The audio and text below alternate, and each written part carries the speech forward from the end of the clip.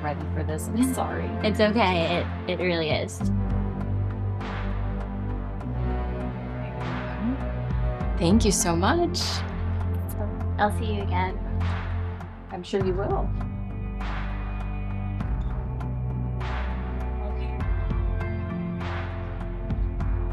She's so sweet. Girl is open your job. What? Dana, you're so vulgar. She was like checking you out. I order from them all the time. That's probably why. But she is the only one who ever delivers me food. I'm sure it's no.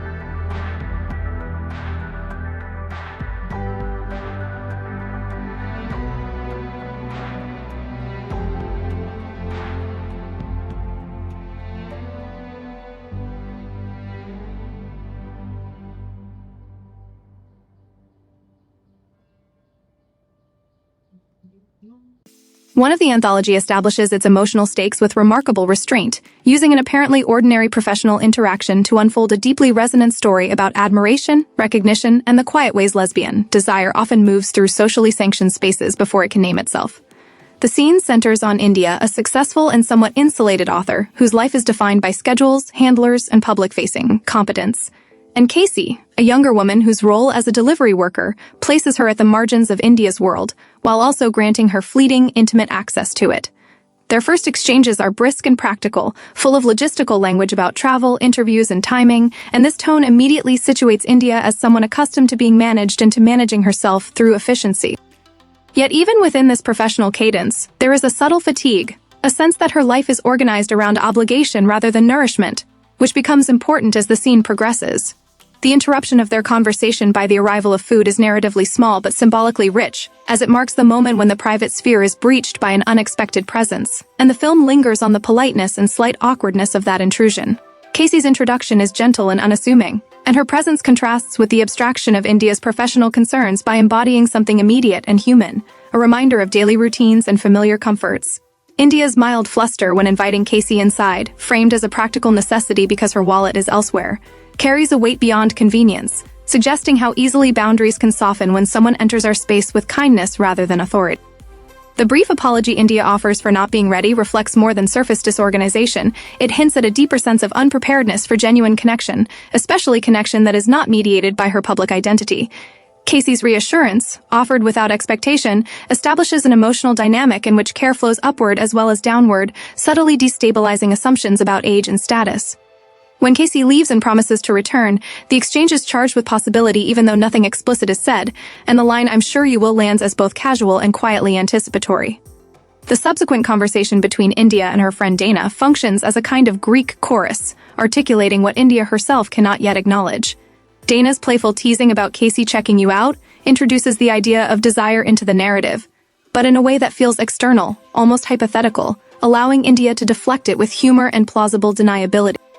India's insistence that Casey delivers her food frequently, and therefore must simply be doing her job, mirrors a familiar strategy among queer women of explaining away attraction as coincidence or professionalism, especially when acknowledging it might disrupt carefully maintained identities.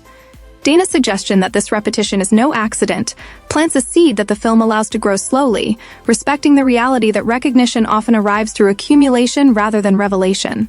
When India returns to her work and later places another order, the act is framed as routine, yet the audience understands it as a choice motivated by something she has not yet named, demonstrating how desire can operate beneath conscious intention.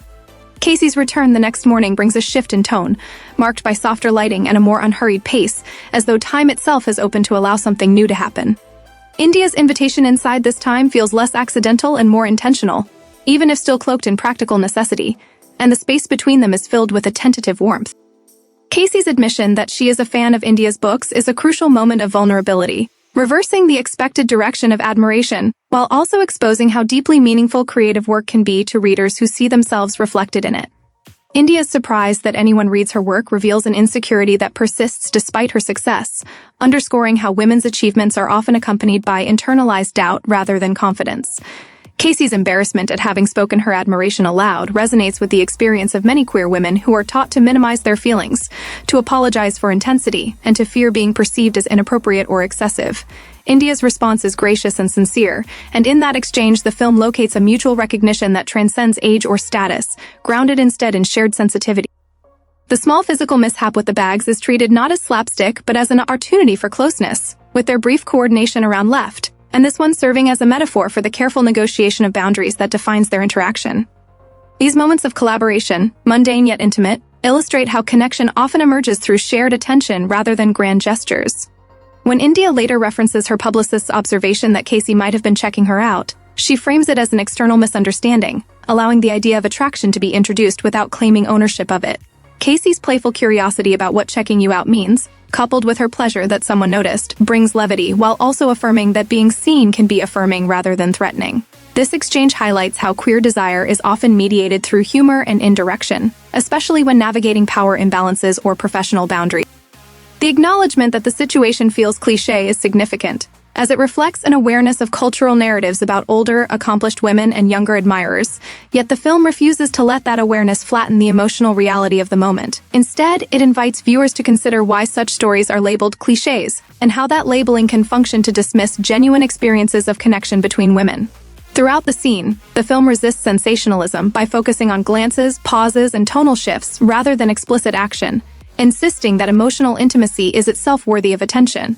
For lesbian viewers, this restraint mirrors real-life strategies of survival and self-protection, where feelings are often expressed through safe channels like mentorship, fandom, or professionalism before they can be acknowledged as desire. The age difference between India and Casey is handled with care, emphasizing respect and mutual agency rather than exploitation, and highlighting how admiration can flow both ways without negating ethical responsibility. India's role as a mentor figure is complicated by her own vulnerability, suggesting that mentorship in queer contexts often involves reciprocal learning and emotional exchange. Casey's confidence coexists with deference, reflecting the delicate balance younger queer women often strike when engaging with figures they admire, negotiating respect without erasing themselves.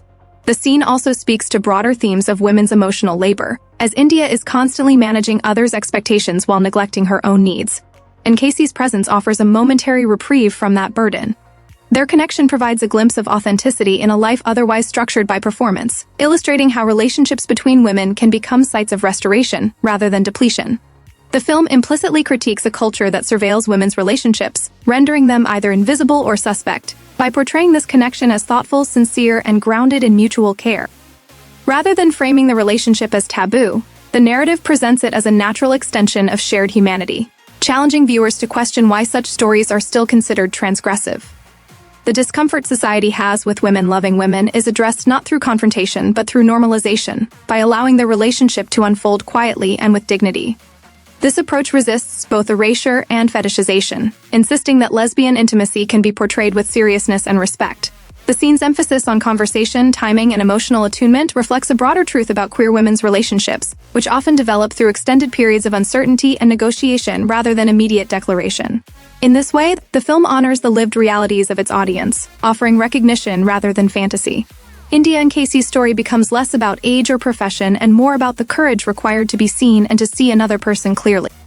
It invites reflection on how women are conditioned to delay their own desires in favor of responsibility, and how moments of connection can disrupt that conditioning by reminding them of their capacity for feeling.